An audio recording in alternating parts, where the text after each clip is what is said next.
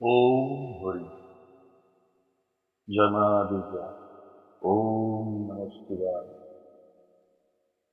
হে সম্মানীয় শ্রোতাবৃন্দ, আপনাদের সকলকেই যথাযোগ্য সম্মান জানিয়ে আমি আমার প্রথম ধর্মীয় ইউটিউব চ্যানেল সনাতন সত্যের শুভযাত্রা আরম্ভ করি। আজ আপনাদের সামনে শ্রাবণ মাস উপলক্ষে ভগবান শিবের শিব পুরাণ থেকে কিছু অংশ আমি তুলে ধরব। শিব পুরাণ অনুযায়ী ভগবান দেবাদিদেব মহাদেবেরও কিভাবে প্রকৃতি দেবী তার দর্প পূর্ণ করেছিলেন সেই কাহিনী শিব পুরাণে ঋষি সৌনক কিভাবে বর্ণনা করেছেন তার সংক্ষিপ্ত সার আপনাদের সঙ্গে তুলে ধরব এবং সেই সঙ্গে ভগবান শিবের সবচেয়ে প্রিয় ফুল কোনটি, কোন ফুলে তাকে নিবেদন করলে তিনি সবচেয়ে বেশি খুশি হন, তার বর্ণনাও আজকের এই ভিডিওতে থাকবে। একদিন ব্রহ্মার পুত্র শাস্ত্রজ্ঞ সনত কুমার ভগবান হরির নির্মিত পবিত্র ধাম নৈমিষারণ্যে সনকাদি মুনিদিগের নিকট এসে উপস্থিত হলেন। তার উপস্থিতিতে ঋষিগণের মনে আনন্দের পরিসীমা ছিল, কারণ শাস্ত্রজ্ঞ সনত কুমারের তার কাছ থেকে ভগবান শিব সম্পর্কে জ্ঞান লাভের জন্য তারা প্রত্যেকেই ভীষণ আগ্রহী ছিল। সবাই মহর্ষি সনত কুমারকে যথাযোগ্য সম্মান করে তাকে যোগাসনে বসবার জন্য অনুরোধ করলেন। মহর্ষি সনত কুমারও তাদের আপ্যায়নে সন্তুষ্ট হয়ে তিনি কুশাসনে আসন গ্রহণ করলেন। মুনিগণ তখন তার নিকট ভগবান শিব সম্বন্ধে জানতে চাইলেন।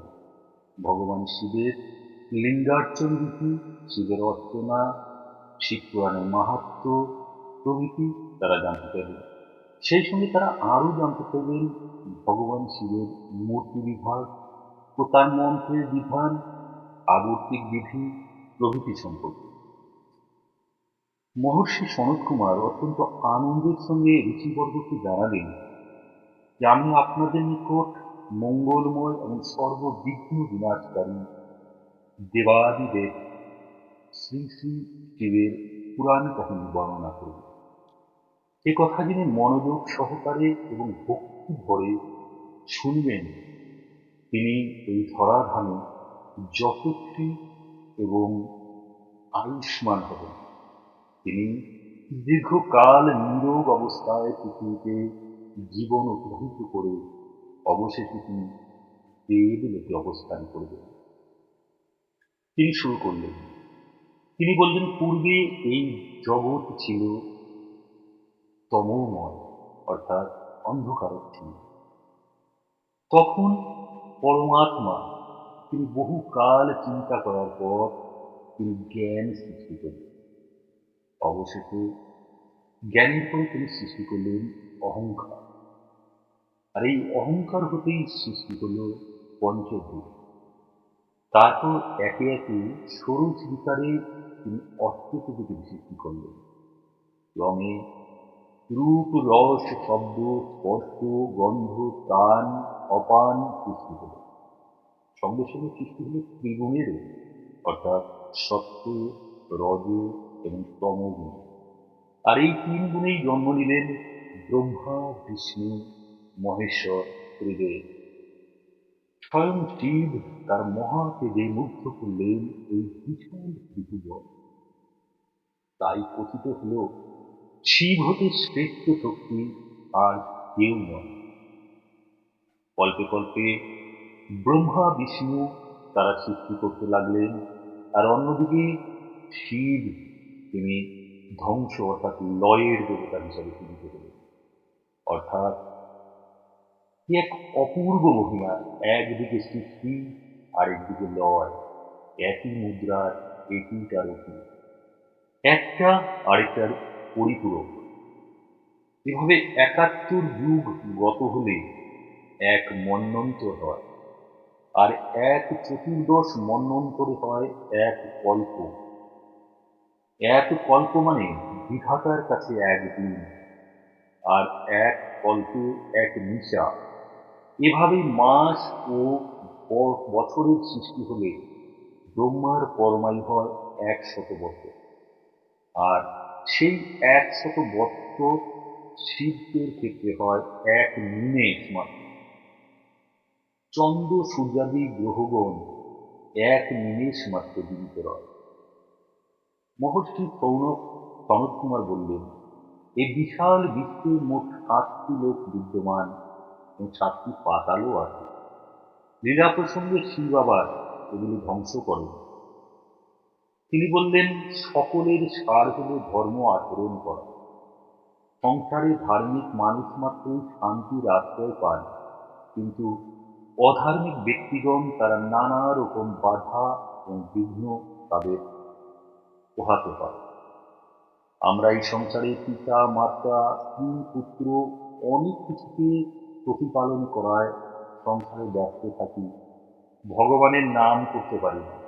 কিন্তু আমাদের একমাত্র ধর্ম হল সর্বকর্মে শ্রেষ্ঠ, সেটা হলো ধর্ম আচরণ। যে মানুষ ধর্ম আচরণ করতে অক্ষম তিনি পশুরও অধম। তাই মহর্ষি সনদ বললেন যে কারণ মানুষই শুধুমাত্র ধর্ম পালন করতে সক্ষম, পশুরা তো ধর্ম পালন করতে পারে না। তিনি ঋষিগণকে আরো বললেন যে ধর্ম ৪ পাদে পরিপূর্ণ। সত্যযুগে এই ৪ পাদ সুশোভিত, ত্রেতায় ৩ পাদ, দাপরে ২ পাদ এবং কলিযুগে ১ পাদ থাকে। আর কলিযুগের শেষের দিকে ১ পাদও থাকে না, কারণ কলিযুগ তখন অধর্মের মধ্যে নিমজ্জিত হয়। যে ব্যক্তি ধর্মপথে থাকে তার কল্যাণ হয়, আর অধার্মিক ব্যক্তি অকল্যাণের শিকার হয়। অধার্মিক ব্যক্তিকে কেউ ভালো করতে দেখে না। তারপর মহর্ষি সনৎ কুমার নৈমিষারণ্যে ঋষিগণের নিকট ৮৪ নরককুণ্ড এবং তার পাপ বিশিষ্ট বিভিন্ন নরকের বিশেষত্বের কথা ব্যাখ্যা করলেন। তিনি আরো ব্যাখ্যা করলেন স্বামীর প্রতি স্ত্রীর কি কর্তব্য এবং অধিকার, এবং স্ত্রীর প্রতিও স্বামীর কি কর্তব্য এবং অধিকার। অন্যদিকে প্রকৃতি কাহিনী বর্ণনা করতে গিয়ে তিনি বললেন যে প্রকৃতির কাহিনী বর্ণনা করা খুব কঠিন, তবুও তিনি তার সামান্য অভিজ্ঞতা অনুযায়ী তিনি বর্ণনা করছেন। তিনি বলেন প্রকৃতির প্রধান গুণ ৩টি। সৃষ্টির কারণে তিনি সর্বদা রমণীর উপাশক্তি ধারণ করেন।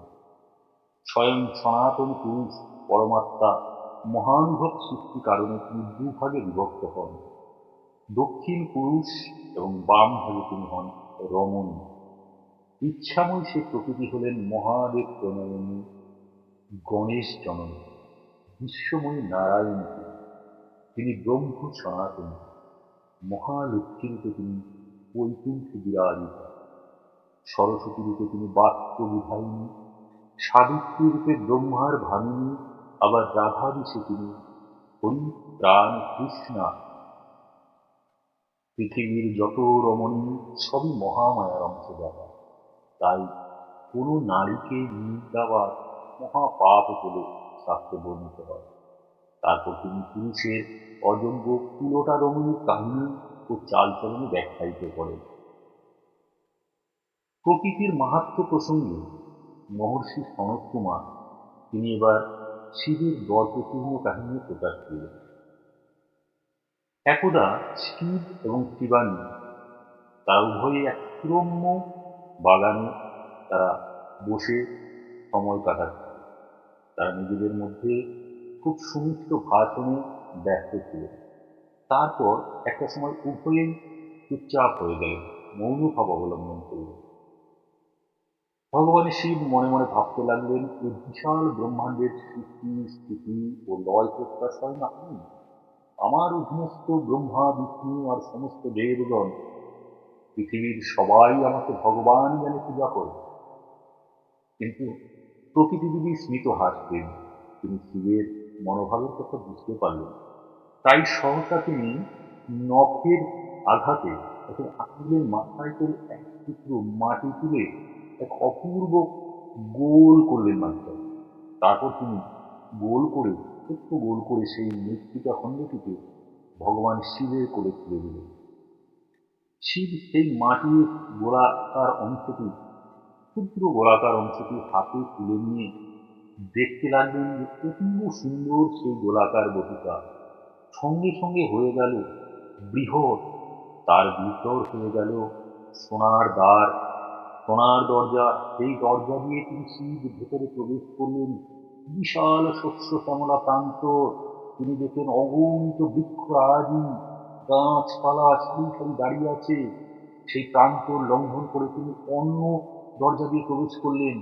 সেখানে দেখেন দশাননযুক্ত মহাদেব, 10 মাথাযুক্ত মহাদেব, আরো অনেক দেবদেবী দর্শন করে চলে গেলেন। তিনি অন্য এক দরজা দিয়ে প্রবেশ করলেন। সেখানে দেখলেন অনেক ব্রহ্মা, অনেক বিষ্ণু, অনেক মহাদেব। কারো কারো কারো আবার 10টি মাথা, কারো 20টি, কারো বা 50টি, কারো 100, আবার কারো 1000। আর সেই সিংহাসনে বিরাজিতা হয়ে আছেন দেবী সিংহবাহিনী, প্রকৃতি দেবী। সবাই তাকে যে যার ব্রহ্মাণ্ডের কাজকর্ম বুঝিয়ে দিয়ে চলে যাচ্ছেন। অর্থাৎ প্রকৃতি দেবী তিনিই শ্রেষ্ঠা, তিনিই সব, আর সবাই যেন তার সন্তানের মতো। এইসব লক্ষ্য করে মহাদেব নিজেকে ধিক্কার দিয়ে অধঃপতনে বসে রইলেন। তারপর চারিদিকে তাকিয়ে দেখলেন যেখানে তিনি বসেছিলেন সেই দেবীর পাশে সেখানেই তিনি বসে আছেন। তিনি নিজে নিজে উপলব্ধি করতে পারলেন যে প্রকৃতি দেবীর কাছে তিনি ধরা পড়ে গেছেন। তার মানসিক অবস্থা, তার মনের যে অহংকার, যে দর্প, এটা প্রকৃতি দেবী তার পাশে বসে বুঝেছেন। তিনি উপলব্ধি করলেন যে প্রকৃতিই হল শ্রেষ্ঠ, তিনিই সব। তো বন্ধুরা, দেখলেন যে কিভাবে ভগবান শিব, তার মধ্যেও কিভাবে অহংকার এসেছিল। সেই অহংকারকে তিনি কিভাবে প্রকৃতি দেবী চূর্ণ করলেন। আমরাও মনুষ্য প্রজাতি, আমাদের মধ্যেও অহংকার হয়, দর্প হয়। এই অহংকারে আমরা হিতাহিত জ্ঞান হারিয়ে ফেলি, ভালো মন্দ জ্ঞান হারিয়ে ফেলি। ইগো ভীষণ একটি খারাপ জিনিস। তাই ইগো বিসর্জন দিলে পরেই শান্তি আসে। ইগোর থেকেই আসে অশান্তি। মনে রাখতে হবে সবচেয়ে বড় যিনি আমাদের সৃষ্টি করেছেন ভগবান হরি, ব্রহ্মা বিষ্ণু মহেশ্বর, মাতা প্রকৃতি দেবী, সিংহ বাহিনী, তারাই সব। আমরা তো তার শুধুমাত্র অংশ মাত্র, কণিকা মাত্র। আমরা অমৃতস্ব পুত্র, আমরা তাদের সন্তান, এটা আমাদের সৌভাগ্য। তাই অহংকারকে ত্যাগ করুন, ইগোকে ত্যাগ করুন, তাহলে আপনি ভালো থাকবেন। তো চলুন বন্ধুরা, আরো একবার দেখে নিন শিব পুরাণে ভগবান শিবের সবথেকে প্রিয় ফুল, সেটা আমরা জানি ধুতুরি ফুল। সেখানে সেই বিষয়ে মহর্ষি সনৎ কুমার ঋষিদের কি বলেছেন। ঋষিগণ যখন ব্রহ্মাপুত্র সনৎ কুমারকে ভগবানের শিবের প্রিয় ফুল সম্পর্কে জিজ্ঞেস করলেন, তখন মহর্ষি সনৎ কুমার বললেন যে শ্বেত করবী ফুলে পঞ্চাননকে পুজো করলে পুণ্য সঞ্চয় হয়। অর্থাৎ শ্বেত করবী মানে সাদা করবী ফুল, তাতে যে পুণ্য সঞ্চয় হয় তার থেকে লোহিত করবী অর্থাৎ লাল করবী দ্বারা পুজো করলে তার দ্বিগুণ ফল পাওয়া যায়। আবার বলছি বন্ধুরা, সাদা করবী ফুলে পুজো করলে যে সুফল আপনি পাবেন তার থেকে যদি লাল করবীতে পুজো করেন ভগবান শিবের, তার থেকে দ্বিগুণ ফল পাওয়া যায়। এরপর শঙ্কুমার বললেন যে যদি চাপা ফুলে শিবলিঙ্গে পুজো করা যায় তাহলে বহু বহু গুণ সুকৃতি আপনি সঞ্চয় করতে পারবেন। আর শেষে সনৎ কুমার যা বললেন, তিনি বললেন যে একাদশীতে ভগবান হরির যে ব্রত, একাদশী ব্রত, একাদশীতে বিশাল ফল, বিরাট পুণ্য ফল। সেই একাদশী ব্রতের যে ফল প্রাপ্ত হয়, ধুতুরো ফুল দিয়ে যদি শিবের পুজো করা হয় ঠিক একই পরিমাণ ফল পাওয়া যায়। অর্থাৎ একাদশী ব্রতের সুফল সমান সমান ধুতুরা ফুলে শিব ঠাকুরের পুজো করা। তো বন্ধুরা, আজকে শিব পুরাণ থেকে এই পবিত্র সোমবার দিন আপনাদের সামনে আমি শিব পুরাণের মাহাত্ম্য কিছু অংশ বর্ণনা করলাম। ভুল যদি আপনারা মার্জনা করবেন। ভিডিওটি যদি ভালো লাগে অবশ্যই লাইক, কমেন্ট এবং শেয়ার করবেন। আর কমেন্টের মধ্যে ওম নমঃ শিবায় লিখে যাবেন। তো বন্ধুরা, আজকের মতো ভিডিওটি এখানটাই শেষ করছি। চ্যানেলের সঙ্গে জুড়ে থাকুন। এভাবেই সনাতন হিন্দু ধর্ম সম্পর্কিত বিভিন্ন বিষয় নিয়ে আপনাদের সামনে এসে আমি আবারও উপস্থিত হব। ততক্ষণের জন্য ঈশ্বরের কাছে আপনাদের সুস্বাস্থ্য এবং শান্তিময় জীবনের কামনা করে আজকের মতো এখানে